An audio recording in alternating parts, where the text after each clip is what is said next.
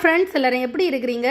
எங்கள் நாகர்கோவில் பக்கம் எல்லாம் மீன் குழம்பு வைக்கும்போது முதல்ல மீன் அதில் வந்து தேங்காய் அதில் சேர்க்கக்கூடிய மசாலா உப்பு புளி எல்லாமே சேர்த்துட்டு அதுக்கப்புறம் அடுப்பில் வச்சு வேக வைப்போம். இப்போ நிறைய பேருக்கு என்ன சந்தேகம்னா, இவ்வளோ நேரம் மீனை வைக்கும்போது அது உடஞ்சி போகாதா, கரைஞ்சி போயிடாதா அப்படின்னெல்லாம் கொஸ்டின் கேட்குறீங்க.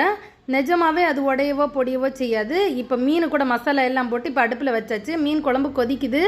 இப்படி நம்ம வைக்கும்போது முதல்ல மீன் போட்டு வேக வைக்கும்போது என்னென்னா மீனுக்குள்ளே எல்லாமே அந்த மசாலா ஊறி செம்ம டேஸ்ட்டாக இருக்கும். என்னென்னா கரண்டி மட்டம் போட்டு கலக்கக்கூடாது, சரியா? கிண்டவோ எதுவும் செய்யக்கூடாது. இப்படி ஒரு துணியை பிடிச்சி இந்த சட்டியை இப்படி திலாவி வச்சிங்கன்னு வச்சுடுங்களா. அதாவது அப்பப்போ வத்த நீங்கள் இந்த துணியை பிடிச்சி இப்படி திலாவி வைக்கணும்.